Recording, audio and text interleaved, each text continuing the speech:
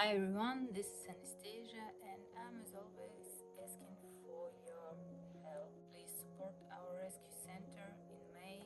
Our fundraising haven't closed yet and now we have situation when really every dollar is very important because tomorrow we have to pay rent and heating bill. May unfortunately is so cold.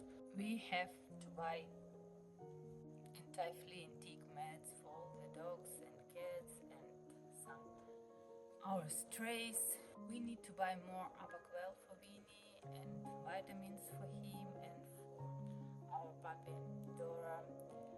Also, as always, we need to buy more food, more dry food for dogs, for cats, for strays, and of course to provide basic vet care for all of them, to buy vaccines.